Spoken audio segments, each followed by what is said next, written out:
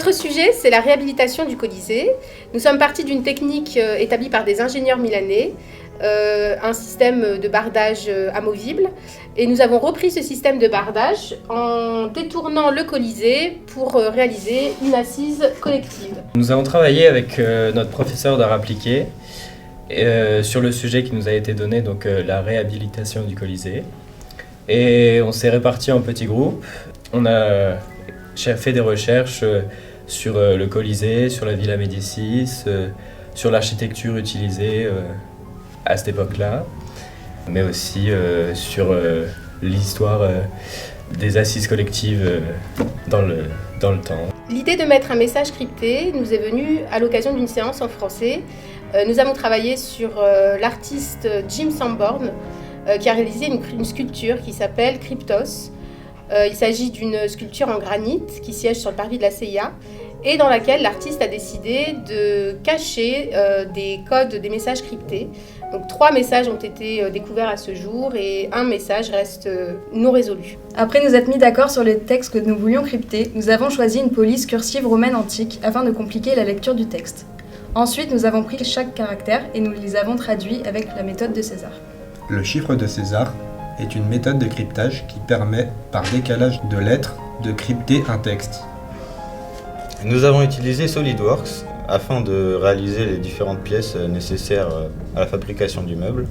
Et grâce à ces plans 3D, on a pu faire les fiches de débit. Nous avons commencé par débiter le bois à la scie à format. Nous l'avons dégauché et raboté à la dégauchisseuse et à la raboteuse. Nous avons travaillé et élaboré le programme sur la commande numérique et par la suite fait plusieurs essais afin d'avoir la programmation parfaite. Pour l'habillage, nous avons usiné des lames représentant des arches ainsi que toutes les parties en relief de l'habillage décoratif. Pour les 2 parties rotondes qui rappellent le côté historique du Colisée, nous nous sommes répartis le travail en 4 groupes. Certains s'occupaient de l'assise haute, d'autres de l'assise basse. Pour la structure et rappeler le côté ovoïde du Colisée, nous avons fait une structure en arc de cercle, maintenue par des montants. Notre fil conducteur depuis le début, c'est l'entité du numérique, et plus précisément l'association entre modernité et tradition. Nous avons donc cherché à ajouter une touche de modernité à la méthode de cryptage qui, elle, reste traditionnelle. Le bloc central étant la partie moderne, il nous a semblé évident de donner, via un jeu de lumière, un petit coup de pouce pour craquer le code. En effet, seules les lettres éclairées sont à décrypter, les autres ne sont que des leurres.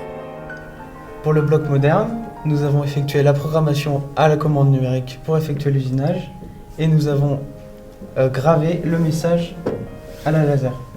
Nous avons ajouté des plaques de plexiglas avec LED intégré pour pouvoir donner un caractère plus moderne à ce cube et pour pouvoir aussi contraster avec les parties rondes plus traditionnelles. On a ajouté une finition laquée pour pouvoir donner un effet plus brillant et encore plus contrasté avec les parties rondes traditionnelles. Donc à ce stade, voici l'avancement du projet.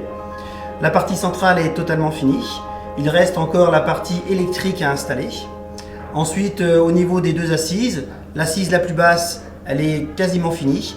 Et pour la plus haute, on est encore rendu à l'ossature, il reste tout l'habillage à réaliser. Bene, il nostro video è finito.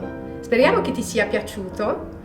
Siamo molto orgogliosi di aver collaborato con la Villa Medici su questo ambizioso progetto. Quindi ci vediamo tra poco a Roma. Arrivederci.